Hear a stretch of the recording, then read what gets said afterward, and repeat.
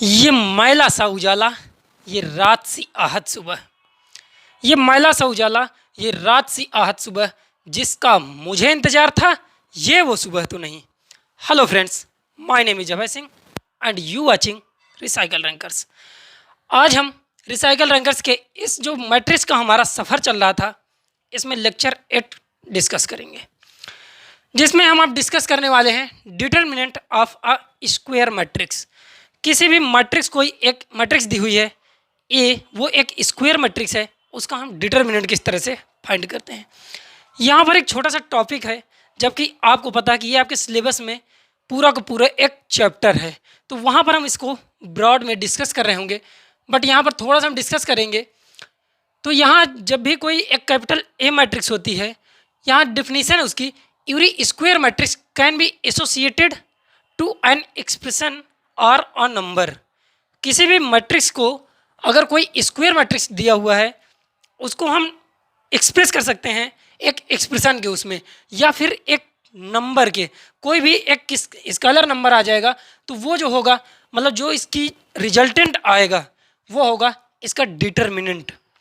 अब डिटर्मिनेंट अगर इस तरह से लिया जाए, तो इसकी जो डिफिनीशन है, कैपिटल ए से अगर मैं एक मैट्रिक्स को मैं डिनोट करूं, कैपिटल ए से मैं एक मैट्रिक्स को डिनोट कर रहा हूं, और जो मैट्रिक्स हमारी होना चाहिए यार, वो होना चाहिए n क्रॉस n की, n क्रॉस n की ये मैट्रिक्स होना चाहिए। ये है इसको ऑर्डर, क्योंकि कोई भी जब स्क्वायर मैट्रिक्स होगी, सिर्फ उसी का हम डिटर्मिनेंट फाइंड कर सकते हैं। जब तक वो n क्रॉस n की मैट्रिक्स नहीं होगी, या फिर वो n का अगर हम 3 कह दें, 2 क्रॉस 2, 3 क्रॉस 3, 4 क्रॉस 4, वो कोई भी मैट्रिक्स होगी, स्क्वायर मैट्रिक्स होगी। सबसे पहली कंडीशन इसकी है कि मैट्रिक्स को n क्रॉस n की होना पड़ेगा। अगर मैं इसके रिप्रेजेंटेशन की बात करूं कि इसे हम रिप्रेजेंट कैसे करते हैं, रिप्रेजेंटेशन इसका क्या है फ्रेंड्स, इसका जो रिप्रेजेंटेशन है, कई बार तो सिर्फ DET एंड कैपिटल ए, इस तरह से भी हम इसे डिनोट कर सकते हैं। DET का मतलब डिटर्मिनेंट ऑफ मैट्रिक्स ए, किसी भी मैट्रिक्स का हम डिटर्मिनेंट फाइंड करते हैं, इसी को हम डिनोट कर सकते हैं सिर्फ DET ए, इस तरह से डिनोट कर सकते हैं। या इसका एक नोटेशन हो सकता है डेल्टा ए, एक और नोटेशन हो सकता है, अगर मैं उसे इस तरह से 2 रैक खींच दूं, उसके बीच में ए लिख दूं, तो भी वो एक हो गया डिटर्मिनेंट्स ऑफ ए। इनमें से कोई भी आपको एग्जाम में दे करके आ जाएगा, आपके पेपर में, आपकी क्वेश्चन बुक में, कि ऐसे लिखा होगा कि फाइंड करिए, सिर्फ इतना लिख देगा डिटर्मिनेंट ऑफ ए, आपको पता चल जाएगा कि डिटर्मिनेंट ऑफ ए है। या फिर कई जगह पे कैपिटल ए लिखा होगा, अब मैट्रिक्स कैपिटल ए है, उसमें डैश एक ऊपर लगा देगा ऐसे, अगर डैश लगा देगा तो भी इसका मतलब है कि भाई हम फाइंड कर रहे हैं उसका डिटर्मिनेंट ऑफ ए। तो ये तो हो गई बात हमारी रिप्रेजेंटेशन की। रिप्रेजेंटेशन के बाद में अब कोई स्क्वायर मैट्रिक्स है, इसका किस तरह से डिटर्मिनेंट हम सॉल्व करेंगे। मैं एक एग्जांपल लेता हूँ, उसके बाद एग्जांपल के बाद में हम इसका जो जनरल सॉल्यूशन आएगा, उसके रिजल्ट की बात करेंगे। एक हमारी ए मैट्रिक्स दी हुई है, मैं एग्जांपल ले रहा हूँ, उसके एलिमेंट हैं 3, 2, -9 एंड -2। अगर इसका कह दिया जाए कि फाइंड करिए डिटर्मिनेंट ऑफ अ, ये फाइंड करना है, तो फ्रेंड्स यहाँ पर जब इसका आप सॉल्यूशन करेंगे, वैसे तो ये काफ़ी इजी है, आप में से बहुत से लोगों को आता होगा, लेकिन यहाँ देखिए थोड़ी सी दिक्कत है कि जब ये मैट्रिक्स दी हुई है, अब भाई मैट्रिक्स को हम डायरेक्ट सॉल्व नहीं कर सकते, क्योंकि मैट्रिक्स को जब भी हम सॉल्व करते हैं, तो मैट्रिक्स को सॉल्व करते समय यार उसका जो सॉल्यूशन फाइनल आता है, वो भी एक मैट्रिक्स ही होता है। बट जो डिटर्मिनेंट है, वो यार एक नंबर आ सकता है, या फिर एक एक्सप्रेशन आ सकता है, एक एक्सप्रेशन आ सकता है, या फिर एक नंबर आ सकता है। जो वही नंबर या एक्सप्रेशन आएगा यार, उसे ही हम कहते हैं डिटर्मिनेंट ऑफ अ, उस मैट्रिक्स का डिटर्मिनेंट आएगा। तो यहाँ पर ये जो ए है, सबसे पहले मैं इसको सॉल्यूशन में डिटर्मिनेंट इसके निकालूंगा। अब डिटर्मिनेंट में इसका जो सिंबल है, ये चेंज हो जाएगा फ्रेंड्स, 3, 2, -9, -2। अब डिटर्मिनेंट का जो सिंबल है हमारा, ये है। अब इसमें हम सॉल्व करेंगे जो इसके डायगोनल एलिमेंट्स हैं 3 एंड -2, ये जो मेन डायगोनल है उसके बाद जो इनअदर मेन डायगोनल है, मेन डायगोनल को मल्टीप्लाई करेंगे, जो मेन डायगोनल के एलिमेंट्स हैं उन्हें मल्टीप्लाई करेंगे, उसके बाद में सब्ट्रैक्ट कर देंगे इनअदर डायगोनल के एलिमेंट्स के साथ में। तो यार ये एक डायगोनल है इसका, ये मेन डायगोनल है, ये है आपका इनअदर डायगोनल, ये वाला ये इनअदर डायगोनल है। तो इसका जो मेन डायगोनल के एलिमेंट्स हैं 3 इंटू -2, मैंने कहा कि जो डायगोनल के एलिमेंट्स हैं मेन डायगोनल के उनको मल्टीप्लाई कर लेंगे 3 इंटू -2, किसके साथ में सब्ट्रैक्ट कर देंगे जो अनदर मेन डायगोनल के एलिमेंट्स हैं -9 इंटू 2। फ्रेंड्स इस तरह से हम डिटरमिनेंट को सॉल्व कर सकते हैं। अब देखिए यहाँ पर ये आ गया -6 और ये प्लस हो जाएगा 9 इंटू 2, ये 18 हो जाएगा, प्लस 18 में निगेटिव -6 आप सब्ट्रैक्ट करेंगे, ये हो जाएगा 12। इस तरह से फ्रेंड्स मैं किसी भी डिटर्मिनेंट्स को, कोई भी हमारी मैट्रिक्स दी हुई हो उसका मैं डिटर्मिनेंट फाइंड कर सकता हूँ। अगर मैं इसका जनरल सॉल्यूशन की बात करूँ कि किस तरह से हमने इसे सॉल्व किया, ये तो हमने अभी एक क्वेश्चन कर लिया। अगर मैं इसका इन जनरल रिजल्ट की बात करूँ, इन जनरल कोई भी ए अगर मैट्रिक्स हम ले रहे हैं, यहाँ पर कैपिटल ए मैट्रिक्स है ना, अब कैपिटल ए मैट्रिक्स ले रहे हैं तो भाई मैट्रिक्स का ही सिंबल होना चाहिए। अगर जनरल है तो उसके जो एलिमेंट्स होंगे, अगर ये कैपिटल ए है तो कुछ स्मॉल टाइप के होंगे, स्मॉल ए टाइप के, उसके एलिमेंट्स हम लेट कर ले रहे हैं A11, A12, A21, A22। अब आप कहेंगे भैया ये कैसे हो गया, आपने ये कैसे लेट कर लिया? यार ये पहला एलिमेंट्स है, ये जो हमारी मैट्रिक्स दी हुई है ए, इसका जो स्मॉल एलिमेंट्स है first row and first column को रिप्रेजेंट कर रहा है।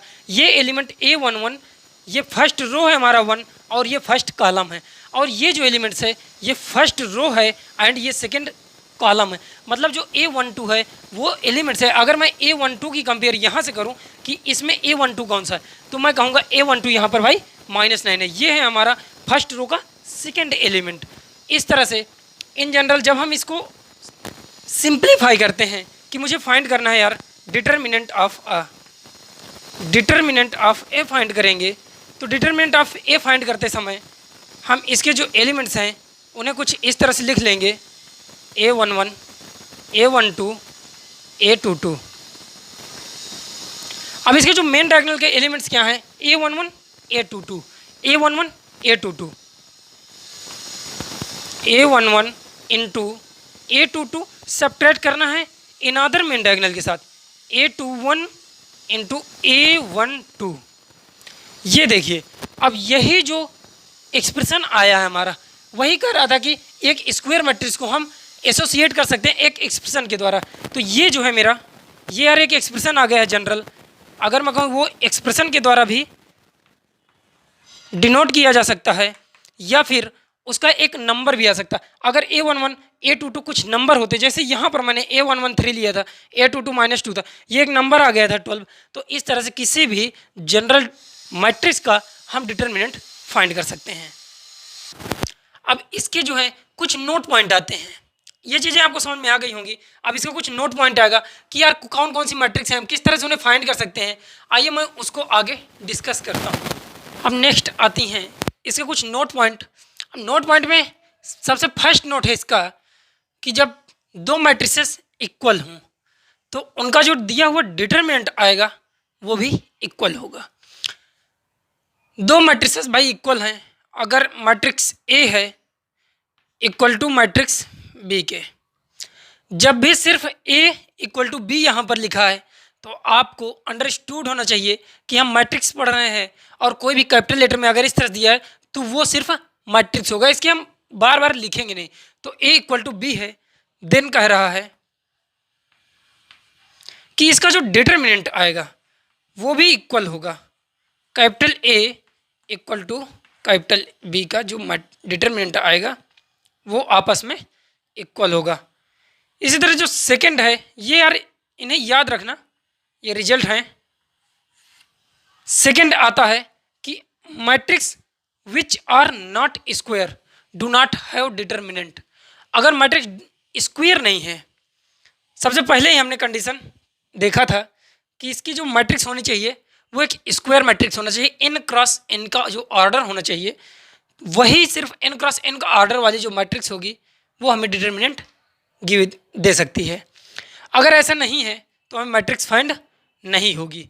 मतलब कि अगर मैट्रिक्स ए है वो एक स्क्वायर मैट्रिक्स नहीं है, मतलब 3x2 टाइप की है या m क्रॉस n टाइप की है, और जनरल हम कर दें कि m क्रॉस n टाइप का उसका ऑर्डर है, तो वो हमें एक डिटर्मिनेंट नहीं फाइंड कर पाएगी। आइए अब इसी का थर्ड जो रिजल्ट है वो हम नोट करेंगे। थर्ड रिजल्ट है, if A and B two square matrices हैं, ए और बी दो स्क्वायर मैट्रिसेस हैं, तो यार अगर उनका मैं डिटर्मिनेंट निकालूं, determinant of A equal to B, दो स्क्वायर मैट्रिसेस हैं, उनका डिटर्मिनेंट आपस में इक्वल है, तब हम ये नहीं कह सकते भाई देन वी कैन नॉट से डायरेक्टली, डायरेक्ट हम ये नहीं कह सकते हैं कि यार उनका डिटर्मिनेंट अगर बराबर है तो वो जो मैट्रिक्स हैं वो भी बराबर होंगी, ए इक्वल टू बी। ऐसा कभी नहीं होगा, हम नहीं कह सकते हैं कि ए बी के इक्वल होगा, वो हम आफ्टर सॉल्यूशन ही कह सकते हैं। आइए मैं एक एग्जांपल देखता हूं इसका। अगर मैं एग्जांपल की बात करूं तो यार एक मैट्रिक्स में ले लेता हूं। अब देखिए मैट्रिक्स जो है मेरी 1 0 0 एंड 1, ये कुछ एक ये मैट्रिक्स है। यार एक दूसरी मैट्रिक्स अगर मैं ले लूं 1 0 1 1, क्या ये मैट्रिक्स आपस में बराबर हैं? ये मैट्रिक्स आपस में बराबर है? नहीं। तो यहाँ पर जो बीच का सिंबल आएगा नॉट इक्वल टू। इसी तरह से अगर मैं इसी का डिटर्मिनेंट निकाल दूं, अगर मैं इसका डिटर्मिनेंट निकाल दूं, अब देखिए डिटर्मिनेंट में 1 0 0 एंड 1, ये आ गया डिटर्मिनेंट, और जो इसका डिटर्मिनेंट आ गया ये 1 0 1 एंड 1। इसको अगर आप सॉल्व करेंगे तो इसकी वैल्यू भी 1 आएगी। यार इसका मल्टीप्लाई और -0, इसका मल्टीप्लाई -1, ये -0, दोनों 1 एंड इक्वल 1 आ जाएंगे।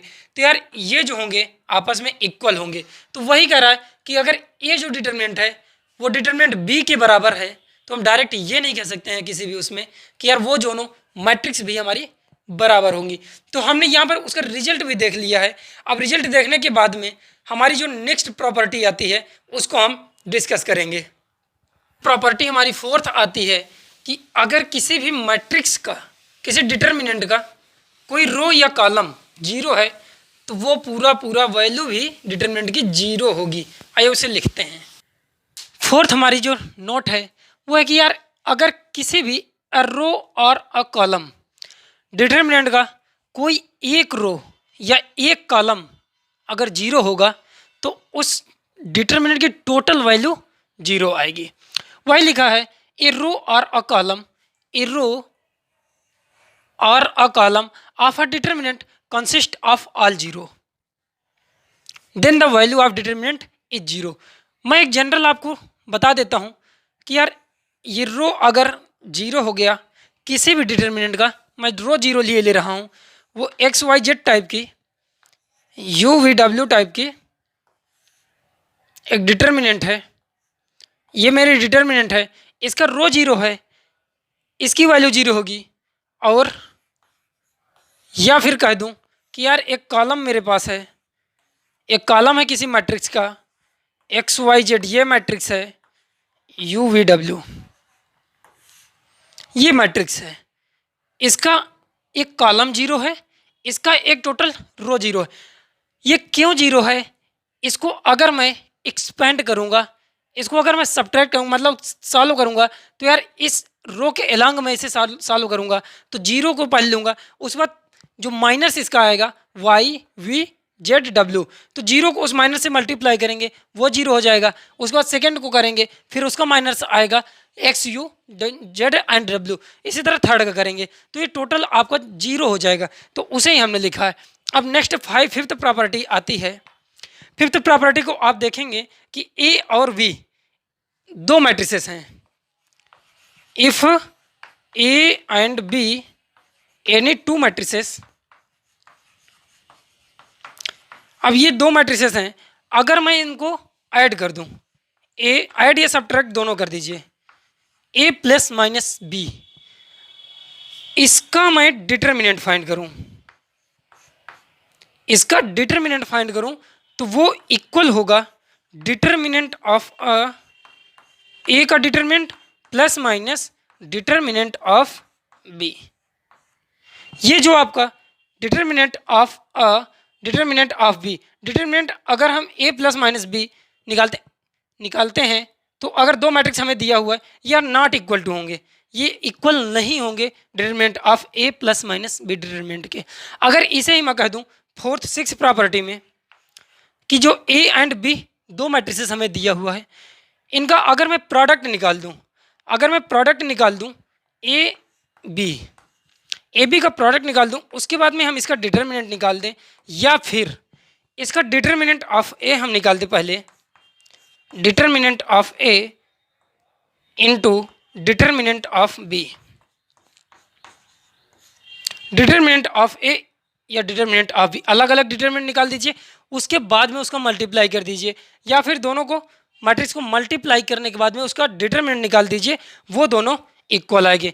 इसे हम एक सिंपल भाषा में लिख लें, ए बी का determinant equal to determinant of A into determinant of B. ये छोटे छोटे रिजल्ट हैं दोस्त, ये आपको आगे चल के बहुत काम आने वाले हैं।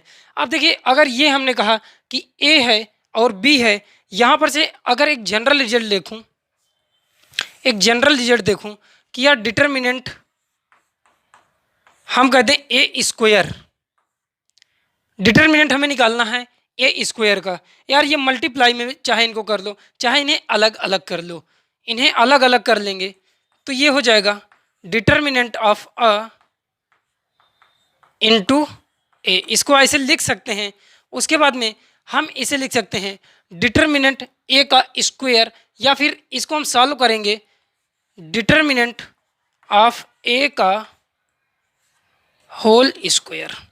मतलब किसी भी डिटर्मिनेंट को अगर उस मैट्रिक्स का स्क्वायर करके हम सॉल्व करें, डिटर्मिनेंट निकालें, तो भी उसकी वैल्यू सेम होगी, या फिर उसका डिटर्मिनेंट पहले निकाल लें और जो आंसर आएगा उसका स्क्वायर कर दें तो भी वैल्यू हमारी सेम होगी। यहाँ पर सिमिलरली एक रिजल्ट आता है। सिमिलरली अगर मैं देखूँ, सिमिलरली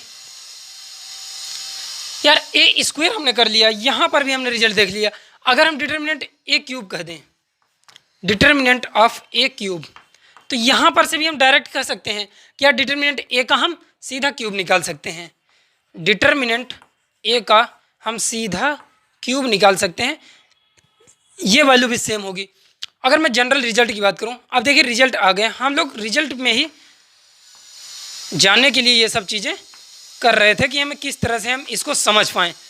अब इसका जो रिजल्ट आ गया यार, वो डिटर्मिनेंट ऑफ ए की पावर के टाइप का अगर हो, हमें फाइंड करना हो डिटर्मिनेंट ऑफ ए की होल पावर के है, इसकी वैल्यू फाइंड करनी है।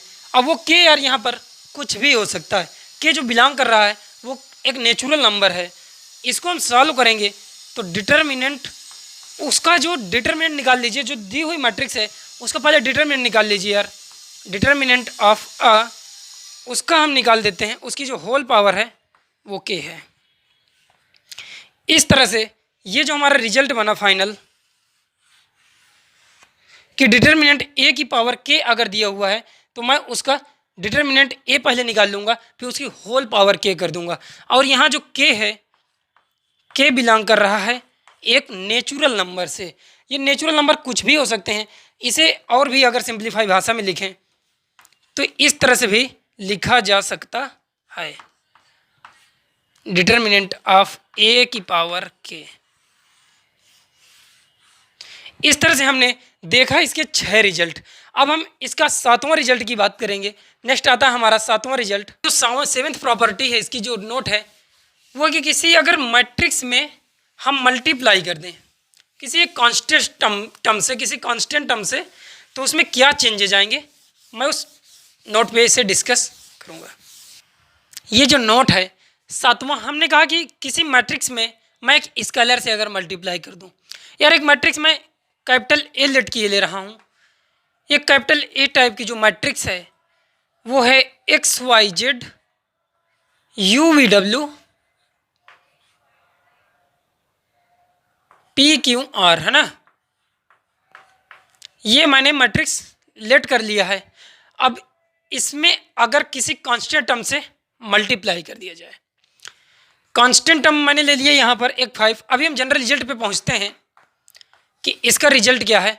यार मैट्रिक्स के जब किसी भी मैट्रिक्स में मल्टीप्लाई करते हैं किसी नंबर से, उसके हर एक एलिमेंट में, ईच एंड एवरी एलिमेंट्स में मल्टीप्लाई हो जाता है उस कांस्टेंट टर्म्स के द्वारा। तो ये हो जाएगा 5x, ये 5y 5z, ये हो जाएगा 5u 5v 5w 5p 5q 5r, ये हो गया। अब मैं अगर इसका कहा जाए कि डिटर्मिनेंट निकालिए, क्योंकि हम तो पढ़ रहे हैं determinant of a square matrix, ये अगर हम इसका डिटर्मिनेंट निकालें, डिटर्मिनेंट निकालने के लिए इसका सिंबल आप चेंज कर दीजिए 5y 5z। फ्रेंड्स अगर ये आपको लेक्चर समझ में आ रहा है तो यार ये अपने फ्रेंड्स के साथ में जिन्हें ज़रूरत है उनके साथ ज़रूर शेयर करना, क्योंकि ये जो टॉपिक हैं, दो टॉपिक मैट्रिक्स एंड डिटर्मिनेंट, दोनों एक दूसरे के ही कंपोनेंट हैं। अगर दोनों एक दूसरे कंपोनेंट हैं तो यार दोनों बहुत ही इजीली समझ में आ जाएंगे। अब देखिए डिटर्मिनेंट में होता क्या है कि डिटर्मिनेंट में जब हम सॉल्व करते हैं यार उससे कुछ टर्म्स कॉमन लेते हैं। अब कॉमन लेने में यहाँ पर 5 है पूरे में, यहाँ रो से अगर कॉलम कॉमन ले ली जाए तो यहाँ पर भी 5 है टोटल में, यहाँ पर भी 5 है, यहाँ पर भी 5 है। हम रो के भी अलॉन्ग कॉमन ले सकते हैं एंड कॉलम के भी अलॉन्ग कॉमन ले सकते हैं। तो यहाँ पर से हम रो के अलॉन्ग ले रहे हैं, एक तो आ गया फर्स्ट रो से, इस रो से एक एलिमेंट आ गया 5 इनटू सेकेंड रो से भी हम एक एलिमेंट 5 जो आपका कोफिशिएंट है उसे कॉमन ले सकते हैं। इसी तरह से थर्ड रो के साथ में अब जो बची हुई मैट्रिक्स है, बची हुई जो डिटर्मिनेंट है X Y Z U V W P Q R, ये जो है हमारी बची हुई डिटर्मिनेंट्स है, इसे हम कह सकते हैं 5 की पावर 3। 5 को 3 टाइम्स मल्टीप्लाई किए हैं, 5 की पावर 3 इंटू ये जो हमारी मैट्रिक्स है वो डिटर्मिनेंट है, sorry X Y Z U V W P Q R, 5 की पावर 3। अब देखिए यहाँ से जो हमारा जनरल रिजल्ट की मैं बात कर रहा हूँ, अगर मैं इसे डिटर्मिनेंट ऑफ आ कहूँ, ये जो ए थी इसको मैं डिटर्मिनेंट ऑफ ए कह दूँ, 5 क्यूब इंटू डिटर्मिनेंट ऑफ ए, वो जो मैट्रिक्स थी उसका हमने डिटर्मिनेंट फाइंड कर लिया। ये 5 क्यूब कैसे हो गया? 5 क्यूब इस तरह से हुआ कि यार ये एक हमारी 3x3 की मैट्रिक्स दी हुई है, अगर इसमें हम किसी कांस्टेंट टर्म से मल्टीप्लाई कर देते हैं, किसी कांस्टेंट टर्म से मल्टीप्लाई कर देते हैं ये 3x3 में, तो यार वो कांस्टेंट टर्म अगर हम मैट्रिक्स के डिटर्मिनेंट के बाहर ले लें और उसकी पावर कर दिया जाए जो उसके ऑर्डर हैं, ये जो यहाँ पर 3 है ये है हमारा ऑर्डर ऑफ ए। अगर मैं यहाँ पर सिंपल 5 से मल्टीप्लाई कर रहा था इसमें, इसका हमें डिटर्मिनेंट फाइंड करना था, इसका डिटर्मिनेंट फाइंड करना था, और तो उसमें हम सीधा सीधा आप देख सकते थे कि ऑर्डर अगर मेरा 3 है तो हम सीधा 5 पावर 3 एंड डिटर्मिनेंट ए का निकाल देते। तो इस तरह से एक जनरल रिजल्ट निकलता है। अगर एक जनरल रिजल्ट निकलता है कि मैं कह दूं if A is any 3x3 matrix, 3x3 matrix, 3x3 का जो मैट्रिक्स है उसमें अगर 3x3 की मैट्रिक्स है देन तब यार जो डिटर्मिनेंट ऑफ 5a अगर मैं निकालूं, जैसे अभी मैंने निकाला था, ये सब एक रिजल्ट है यार। डिटर्मिनेंट ऑफ 5a ऐसे करके अगर निकालूं, मैं यहां पर बात कर रहा हूं 3x3 मैट्रिक्स की। अब 3x3 मैट्रिक्स की जब मैं बात करूंगा तो यार सीधा उसकी पावर आप कर दीजिए, जैसे यहां पर था पावर हम 3 कर देंगे इनटू डिटर्मिनेंट ऑफ a। क्या ये चीज़ आपको क्लियर है? अगर मैं सेकेंड इसी की बात करूं, सेकेंड की बात करूं कि डिटर्मिनेंट है हमारा, अगर दे दिया जाए 2a, अब मैं उस मैट्रिक्स a में 2 से मल्टीप्लाई कर रहा हूं और वो मैट्रिक्स हमारी 3x3 की।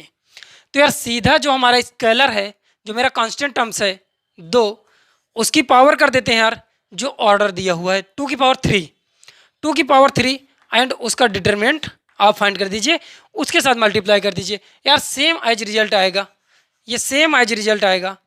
अगर मैं कह दूं कि मुझे फाइंड करना है डिटर्मिनेंट ऑफ -a का, डिटर्मिनेंट फाइंड करना है -a का, इसका रिजल्ट अगर हम देखेंगे, यार हम बात कर रहे हैं 3x3 मैट्रिक्स की। जब मैं 3x3 मैट्रिक्स की बात कर रहा हूं तो यहां पर कांस्टेंट टर्म्स आपको पता है क्या है यार? -1 यहाँ पर मल्टीप्लीकेशन में है, -1 इंटू a, और -1 की पावर 3 हम कर रहे हैं, -1 की पावर एक ऑड नंबर, यहाँ पर -1 की power 3 into determinant of a। इस तरह से यहाँ पर -1 की पावर जब 3 करेंगे, यार इसे मैं सॉल्व करूँगा तो -1 ही आ जाएगा, या फिर -1 ना लिखूँ मैं, माइनस का डिटर्मिनेंट ऑफ a लिख दूँ। अगर डिटर्मिनेंट ऑफ -a दिया हुआ है, इसको निकालना है और वो मैट्रिक्स हमारी 3x3 की, तो उसका जो फाइनल रिजल्ट आएगा माइनस डिटर्मिनेंट ऑफ a। तो इसका जो रिजल्ट निकल आया कि determinant of a equal to minus determinant of a। ये यार 3x3 मैट्रिक्स के लिए कुछ डायरेक्ट रिजल्ट से। अभी रिजल्ट हम नेक्स्ट में, और इसका जनरल केस की अगर बात करें तो वहाँ पर इन जनरल केसेस की बात करें, इन जनरल कि यार रिजल्ट क्या बन गया है, इसमें ज़्यादा कुछ है नहीं, सिर्फ रिजल्ट्स यहाँ पर से फाइंड हम कर रहे हैं। इन जनरल अगर मैं बात करूँ कि एक ए जो मैट्रिक्स है n×n की है, इफ़ ए जो हमने अभी तक डिस्कस किया है, ये यहाँ से लेकर के 7वीं प्रॉपर्टी में, इसी को हम एक रिजल्ट के तौर पर लिख रहे हैं। If A is n×n matrix, क्योंकि यार ये तो स्क्वायर मैट्रिक्स होना चाहिए सबसे पहली बात, और उसमें मल्टीप्लाई कर रहे हैं and k is some constant.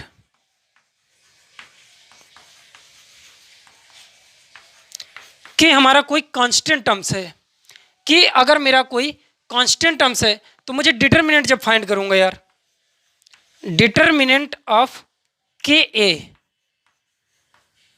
ये जो रिजल्ट के हम मल्टीप्लाई कर रहे थे ना हमेशा से, यहां पर देखिए डिटर्मिनेंट ऑफ के ए, के की वैल्यू यहां पर 5 है, और इसको मैं कह सकता हूं के की पावर, यहाँ पर आया था 5 की पावर 3, तो यहाँ पर k की पावर n, क्योंकि मेरी जो ऑर्डर है यहाँ पर वो n×n है, ऑर्डर जो है k की power n into determinant of a। इस तरह से ये मेरा एक जनरल रिजल्ट आ गया है। ये जनरल रिजल्ट आ गया है कि k की पावर n हम अगर कर दें, n यहाँ पर जो दिया हुआ है n इक्वल टू ये है ऑर्डर जो हमारा ऑर्डर है उस मैट्रिक्स का जिसका हम डिटर्मिनेंट निकाल रहे हैं। तो इस तरह से हमने यहाँ पर भी एक जनरल रिजल्ट फाइंड कर लिया है, और आप ये चीज़ें नोट करके रखेंगे, इन्हें लर्न करके रखेंगे यार। ये एक नंबर में तो बोर्ड एग्जाम में इससे तो सीधा ऑब्जेक्टिव क्वेश्चन आता है, किसी भी CBSE का एग्जाम या फिर NDA, इवन NDA में भी हमारे क्वेश्चन इससे पूछे जाते हैं। अब नेक्स्ट आता है कि किसी उसमें अगर हम आइडेंटिटी मैट्रिक्स को मल्टीप्लाई करते हैं तो उसका क्या रिजल्ट आएगा। तो 8वीं प्रॉपर्टी होगी मेरी, इन्हें थोड़ा रखिए। तो डिटर्मिनेंट हम आइडेंटिटी मैट्रिक्स का अगर निकालते हैं तो वो 1 आता है। यही हमारी शायद ये 8वीं नोट है, हम लोग कंटिन्यू थोड़ा सा गिनती भूल गए इसकी। तो डिटर्मिनेंट अगर आइडेंटिटी मैट्रिक्स से निकालते हैं 1 होता है। अब मैं इसको निकाल करके आपको दिखाता हूँ कि डिटर्मिनेंट निकाल रहे हैं हम आइडेंटिटी मैट्रिक्स का। सॉल्व कर लीजिए यार, इसे सॉल्व करेंगे, इसको मल्टीप्लाई करेंगे, 1 इंटू 1 माइनस 0, 1 इंटू 1 माइनस 0, ये आपका हो जाएगा 1। ये तो हो गया I2 की बात हो गई, ये हो गई हमारी I2 की बात। अगर मैं I3 लिखने का मेरा मतलब है कि वो जो आइडेंटिटी मैट्रिक्स है वो मेरी 3x3 की है, उसे कुछ इस तरह स्प्लिट करेंगे, 0 मतलब उसके जो मेन डायगोनल होगा उसके बस एलिमेंट्स जो होंगे हमारे 1 होने चाहिए। अगर मैं इसको एक्सपेंड करूंगा, अभी हम एक्सपेंडेशन आपको नहीं बता रहे हैं, एक्सपेंड करेंगे तो यार ये 1 के अलोंग पहले एक्सपेंड होगा, जिसके जो माइनस आएंगे ये आ जाएंगे, मतलब ये 1, अगर मैं इसको सिर्फ सिंपल अपनी भाषा में लिख दूं तो इसे मैं लिख सकता हूं 1 इंटू I2, और I2 को हम सॉल्व कर चुके हैं, ये इतनी आएगी यार। जब इसको सॉल्व करते हैं ना, जिस रो के अलोंग सॉल्व करते हैं उस रो को नहीं लेते और उस कॉलम को नहीं लेते हैं, और जो बचे हुए जो सब मैट्रिक्स होती है हम उसे ले लेते हैं। तो I2 आ गया, और I2 को हम सॉल्व कर चुके हैं कि 1 इंटू 1, इस तरह से यहाँ पर भी हम फाइंड कर लिए 1। यार अगर मैं I4 सॉल्व करूँ, I4, तो वो भी हमारा 1 आएगा, या फिर IN तक जाएं, मतलब जो आइडेंटिटी मैट्रिक्स होनी चाहिए। अब आइडेंटिटी मैट्रिक्स मेरी n क्रॉस n की हो तो भी उसकी जो वैल्यू होगी वो 1 आएगी। तो इसे ही हम एक रिजल्ट के उसमें याद रखेंगे कि उसका रिजल्ट क्या आता है। If I is any n cross n matrix, क्योंकि भाई मैट्रिक्स n क्रॉस n की अगर नहीं होगी तो यार उसका हम डिटर्मिनेंट नहीं फाइंड कर पाएंगे। अगर n क्रॉस n का जो उसका ऑर्डर है, देन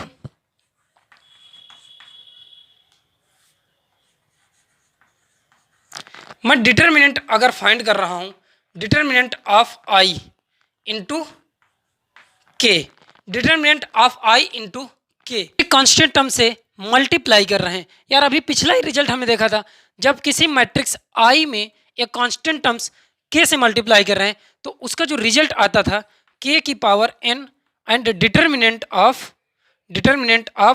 I व डिटर्मिनेंट ऑफ a, कुछ ऐसे आता था। अब यहाँ पर हमें पता है कि कोई भी अगर हम आइडेंटिटी मैट्रिक्स लेते हैं उसका जो डिटर्मिनेंट आएगा वो तो 1 आएगा, तो यहाँ पर हम लिख सकते हैं कि k इंटू I, उसका अगर हम डिटर्मिनेंट निकाल रहे हैं, तो फाइनल रिजल्ट सिर्फ k की पावर n आएगा। वो जो कांस्टेंट टर्म्स होगा, अभी हमने पिछला ही जो शायद अभी रूल हमने डिस्कस किया था उसमें हमने डिस्कस किया कि जो k की पावर n है वो किस प्रकार से आएगा। यहाँ पर जो I है, अगर I का हम यहाँ पर अभी डिस्कस किए हैं, किसी भी आइडेंटिटी मैट्रिक्स का अगर वो मैट्रिक्स हमारी एक स्क्वायर मैट्रिक्स है n क्रॉस n की एक स्क्वायर मैट्रिक्स है, उसको हम सॉल्व करेंगे, उसका डिटर्मिनेंट निकालेंगे, I1 हो, I2 हो, I3 हो, इवन IN तक सभी मैट्रिक्स का जो हमारा डिटर्मिनेंट आएगा वो 1 आएगा I के लिए। जब यहाँ 1 आएगा, k की पावर n इंटू 1 कर देंगे, यार k की पावर 1 इंटू n, इस तरह से ये भी एक रिजल्ट आ गया है, इसे भी आप याद करके रखेंगे। अब मेरा नेक्स्ट आता है यार, एक एग्जाम्पल मैं लेता हूँ और उसकी हेल्प से इस क्वेश्चन को मैं शायद थोड़ा सा और अच्छे से समझा पाएँ। या एग्जाम्पल है यार, मैं ले रहा हूँ, इफ़ एक ए है मेरे पास मैट्रिक्स, उसके जो एलिमेंट्स हैं मैं कुछ इस तरह के लिए ले रहा हूँ, 5 0 0 0 5 0 0 0 5। कुछ नहीं, बस हम ये जो रिजल्ट हमने अभी फाइंड किया है इसको थोड़ा सा अप्लाई करने की कोशिश कर रहे हैं। अब यहाँ पर से यार अगर मैं 5 कॉमन ले लूँ, 5 अगर कॉमन ले लूँ, किसी भी रो के अलोंग ले लीजिए या फिर किसी कॉलम के अलोंग 5 कॉमन ले लीजिए, 5 कॉमन ले लो यार। जब रो के अलोंग ले लोगे तो यहाँ पर तो 1 बचेगा और यहाँ भी 0 हो जाएगा, यहाँ भी 0 हो जाएगा, ये 0 हो जाएंगे। सिंपल इसी तरह से यहाँ पर भी ये 1 हो जाएगा, ये 1 हो जाएगा, ये 0 एंड 0, ये 1। क्या यार ये I3 नहीं है, ये I तो ही है, 5 इंटू I तो लिखा है यहाँ पर, 5 इंटू I, ये जो A है ये 5 इंटू I के इक्वल है। अगर मुझे पता चले कि इसका मुझे डिटर्मिनेंट फाइंड करना है, डिटर्मिनेंट ऑफ ए, इसको फाइंड करना है डिटर्मिनेंट ऑफ 5i। तो इसका मतलब है अगर मैं किसी भी डिटर्मिनेंट को किसी कांस्टेंट टर्म्स की पावर करता हूं या फिर i इंटू के, ये है i इंटू के यहाँ पर हमारा 5 है, अगर मैं इसे i इंटू के का डिटर्मिनेंट फाइंड करता हूं तो k की पावर n हो जाता है, k की पावर n। यहाँ पर देखिए मैं n को नहीं लिखा, n है जो मेरा ऑर्डर है,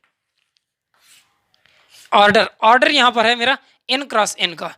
तो यहाँ पर 5 की पावर या k की पावर मैं कहूँ तो 5 की पावर हो जाएगा 3, क्योंकि जो मेरा यहाँ ऑर्डर है, ये जो i है ये तो i3 है ना, 3 क्रॉस 3 की जो डिटर्मिनेंट है वो i है। तो 5 की पावर 3 डायरेक्ट रिजल्ट आ जाएगा 5 इंटू 5 इंटू 5, ये हो जाएगा 125। आई होप कि आप इस क्वेश्चन को भी समझ चुके होंगे। अब हम लोग नेक्स्ट में डिस्कस करेंगे यार, इसका जो है आता है हमें एक ट्रेस, ट्रेस क्या है अब मैं उसको डिस्कस करूंगा आपके साथ। यहां डिस्कस कर रहे हैं हम trace of a square matrix. यार ट्रेस क्या होता है, ये सम होता है ऑल मेन डायगोनल एलिमेंट्स का। और डायगोनल एलिमेंट्स किसके होते हैं, किसी भी स्क्वायर मैट्रिक्स के, किसी स्क्वायर मैट्रिक्स मतलब कि अगर मुझे ट्रेस फाइंड करना है तो वो सबसे पहले एक स्क्वायर मैट्रिक्स होना चाहिए, तो उसका जो मेन डायगोनल के एलिमेंट्स होंगे उसका जो सम होगा उसे हम कहेंगे ट्रेस। मैं एक एग्जांपल देता हूं आपको, अगर ए ले लूं 3 5 6 3 5 7 मैंने ले लिया, 8 2 0 1 5 एंड 6, मुझे कह दिया जाए कि ये जो मैट्रिक्स दी हुई है इसका ट्रेस फाइंड कर लिए। इसका ट्रेस फाइंड करेंगे यार, यहाँ पर ट्रेस का जो रिप्रेजेंटेशन है small T R, trace of A, इस तरह से अगर कहीं पर भी लिखा हो तो ये है नोटेशन ट्रेस का। और ट्रेस फाइंड करेंगे, कह रहा है कि ऑल मेन डायगोनल एलिमेंट्स, इसका जो मेन डायगोनल है, ये जो डायगोनल है ये है मेन डायगोनल, और उसके जो एलिमेंट्स हैं उनका सम, ये है यहाँ 3 2 एंड 6। इसके जो मेन डायगोनल के एलिमेंट्स हैं उनका सम जो होगा वही तो हमारा ट्रेस है। तो ये आ गया हमारा 11। इस क्वेश्चन का जो ट्रेस आ गया हमारा 11 आ गया है। तो सबसे अच्छी बात इसकी यही है, सिर्फ इसमें कोई भी एक स्क्वायर मैट्रिक्स दी हुई होगी हमें और उसका हम ट्रेस फाइंड कर रहे होंगे। तो इसका जो नोटेशन है, मैं फर्स्ट बात करूं इसके नोटेशन की, notation small T R and A, इस तरह से लिखा होगा इसका नोटेशन है। और वो जो मैट्रिक्स होगी हमारी वो n क्रॉस n की स्क्वायर मैट्रिक्स होगी, एक इन स्क्वायर मैट्रिक्स होगी, बिकॉज इसके लिए हमें तो डायगोनल के एलिमेंट्स चाहिए, और डायगोनल के एलिमेंट्स के लिए हमें एक स्क्वायर मैट्रिक्स होनी चाहिए, तभी हमारे पास एक डायगोनल एलिमेंट्स आएंगे और उनका हम सम फाइंड कर पाएंगे। अगर मैं जनरल रिजल्ट इसका बनाऊं कि ट्रेस ऑफ ए ये इक्वल है, यार समीशन हम निकाल रहे हैं, हम इसका ऐड निकाल रहे हैं किसका, i इक्वल टू 1 से लेकर के n तक, i इक्वल टू 1 से लेकर के n तक जो भी डायगोनल के एलिमेंट्स होंगे ai टाइप के, डायगोनल के एलिमेंट्स ai टाइप के क्यों होंगे, अगर यहाँ पर i की भी value ith row and ith column, जो मेन डायगोनल का एलिमेंट्स होगा ये ith रो का होगा एंड ith कॉलम का होगा। इसे मैं अगर एक्सप्लेन कर दूं कि यार इसको हम इस तरह से भी लिख सकते हैं a11 plus a22 plus a33 plus dot dot dot plus ann, ये जो सीरीज है हमारी इस तरह से एक्सपेंड होती चली जाएगी यार। a11 हमारा फर्स्ट रो फर्स्ट कॉलम का एलिमेंट है, ये a22 है यहाँ पर 2, a33 हमारा 6 है एंड a44 अगर 4 क्रॉस 4 की जो मैट्रिक्स होती तो a44 भी होता, या फिर n क्रॉस n की मैट्रिक्स होती वहाँ पर ann होता। इस तरह से जो हमने सिंप्लीफाई किया कि ट्रेस क्या है, आप लोग इसको समझ भी गए होंगे। ट्रेस सिर्फ ऑल एलिमेंट्स का सम है जो मेन डायगोनल के एलिमेंट्स हैं। अब इसकी भी जो कुछ प्रॉपर्टीज आती हैं, अब उन प्रॉपर्टीज को अगर मैं डिस्कस करूँ आपके साथ में तो वो उन्हें मैं डिस्कस करता हूँ। ट्रांसपोज की जो बेसिक प्रॉपर्टी हैं यार, बेसिक प्रॉपर्टी में सबसे इसकी पहली जो प्रॉपर्टी है कि ट्रेस हम निकालें, कोई दो हम सम ले रहे हैं, मैट्रिक्स दी है हमें ए प्लस बी, इनका मुझे ट्रेस निकालना है। इनका अगर मुझे ट्रेस निकालना है, ये इक्वल होंगी trace of A plus trace of B. कोई दो मैट्रिक्स हैं, हम इनका सम निकाल लें, उसके बाद में उसका ट्रेस निकाल लें, या फिर उन दोनों को पहले ट्रेस निकाल लें और फिर सम कर दें तो वो इक्वल होगा। या फिर किसी मैट्रिक्स का जो ट्रेस है उसमें मल्टीप्लाई कर दें किसी के टाइप के कांस्टेंट से, किसी के टाइप के कांस्टेंट से, तो उसका जो रिजल्टेंट आएगा वो के इंटू ट्रेस ऑफ ए, के इंटू ट्रेस ऑफ ए। मतलब उसमें कांस्टेंट में हम उसके पहले मैट्रिक्स में के से मल्टीप्लाई कर दें यार, उसका फिर ट्रेस निकाल लें, या फिर ट्रेस निकालने पहले फिर एक कांस्टेंट टर्म से मल्टीप्लाई कर दें तो भी वो इक्वल आता है। अब बात आती है कि किसी भी मैट्रिक्स का अगर ट्रांसपोज निकालें, किसी मैट्रिक्स का ट्रांसपोज का ट्रेस एंड जो मैट्रिक्स का ट्रेस होगा वो हमेशा इक्वल होगा, तो उसे भी हम लैंग्वेज में लिख लेते हैं कि A matrix, a matrix and its transpose. हम लोग ट्रांसपोज अभी शायद कल वाली क्लास में डिस्कस करेंगे। ट्रांसपोज ये जो होगा, A matrix and its transpose have the same trace.